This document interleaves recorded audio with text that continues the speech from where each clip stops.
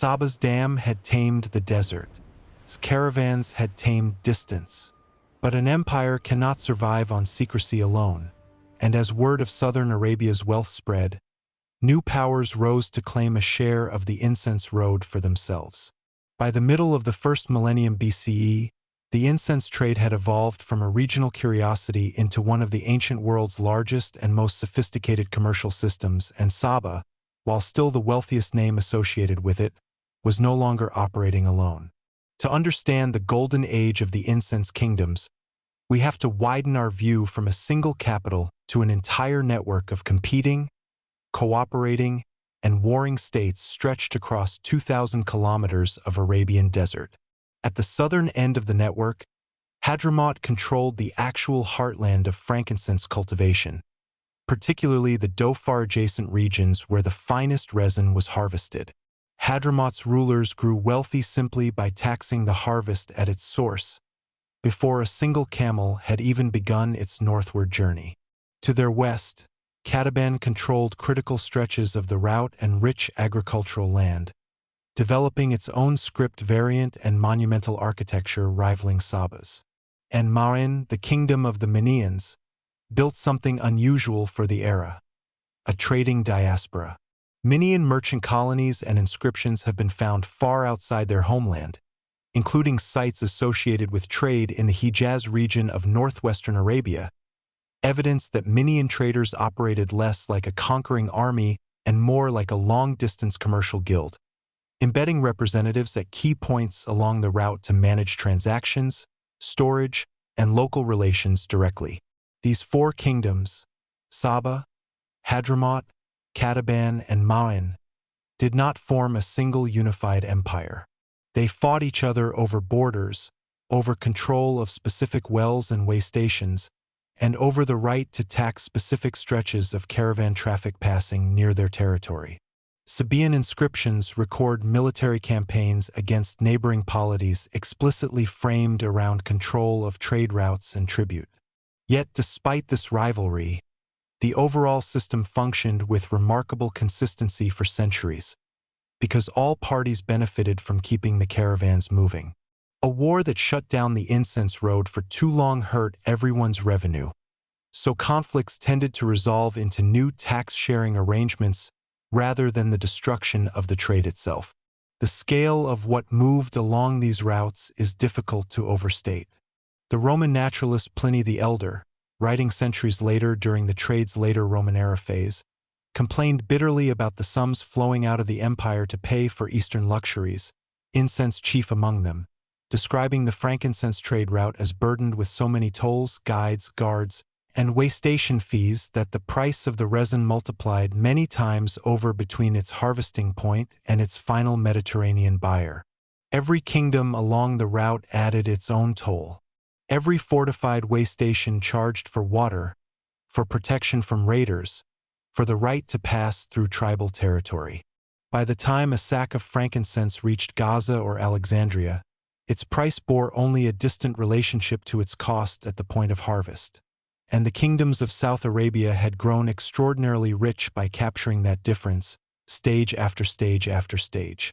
It was this lucrative middle and final stretch of the route, the northern desert crossing into the Levant and the Mediterranean world, that gave rise to the incense trade's second great kingdom, one whose name would eventually eclipse even Saba's in popular memory: the Nabataeans, and their capital carved into rose-colored sandstone cliffs, Petra. The Nabataeans were originally a nomadic Arab people who, by around the 4th century BCE, had settled into the strategic mountain valleys of what is now southern Jordan, positioning themselves squarely across the final and most difficult stretch of the Incense Road as it approached the Mediterranean world. Unlike the temple-centered, dam-building agricultural kingdoms of the south, Nabataean power was built almost entirely around trade logistics and, crucially, water management in an even more hostile, rocky terrain than southern Arabia's highlands. Nabataean engineers became legendary for constructing elaborate systems of cisterns, dams, and channels to capture and store the scarce rainfall of the Jordanian desert, allowing them to guarantee water supplies to caravans along fixed, defensible routes in a landscape where a wrong turn could mean death from thirst within days. Petra itself, carved directly into the sandstone cliffs of a narrow canyon called the Sick, grew from a caravan stop into one of the most spectacular cities of the ancient world.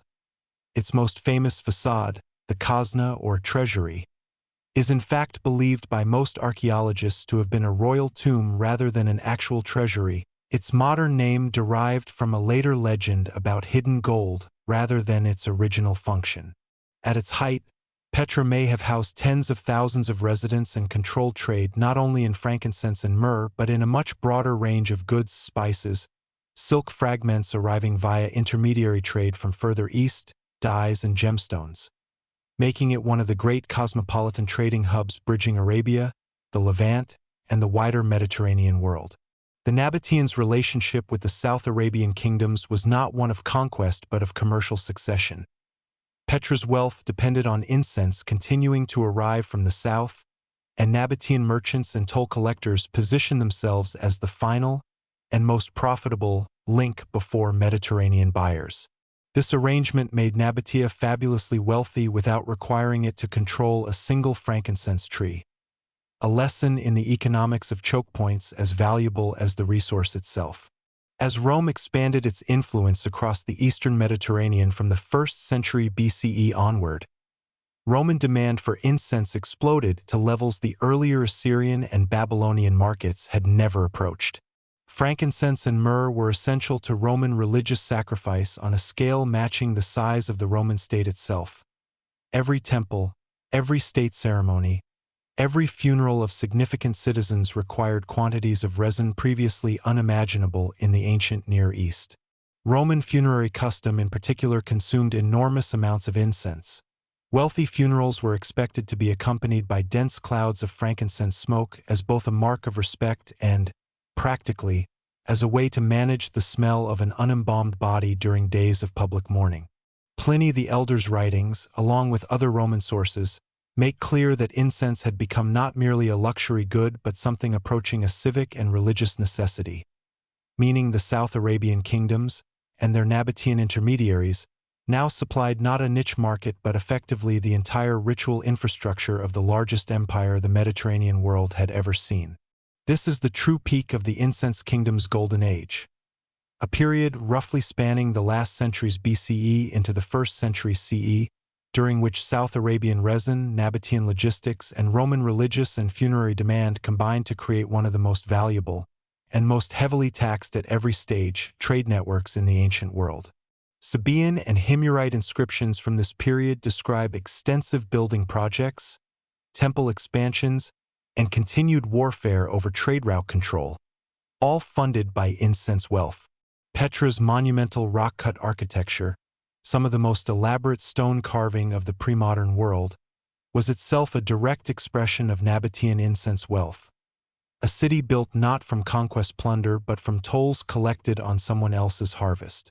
Yet even at this moment of maximum prosperity, warning signs were beginning to appear for the overland incense kingdoms, signs that would take another century or more to fully play out, but which were already reshaping the balance of power. Greek and Roman geographers, including the author of the famous Merchant's Handbook known as the Periplus of the Erythraean Sea, were compiling increasingly detailed knowledge of the monsoon wind patterns across the Indian Ocean and Red Sea, knowledge that, once fully exploited, would allow ships to sail directly between Egyptian Red Sea ports and the incense-producing coasts of southern Arabia and even India, bypassing the overland caravan network and the kingdoms that taxed it almost entirely. For now, though, in the century before that maritime revolution matured, Saba, Hadramaut, Cataban, Ma'in, and the rising power of the Himyarite kingdom in the south, together with Nabataean Petra in the north, presided over an unbroken golden chain of caravans stretching across the length of Arabia, an empire of scent and stone, at the absolute height of its power, entirely unaware of how quickly the sea itself would begin to unmake everything the desert had built. The ships were coming, and once the wind itself became a map, the desert kingdoms that had ruled the incense trade for 1,000 years would discover that the very ocean they had never needed was about to make them obsolete.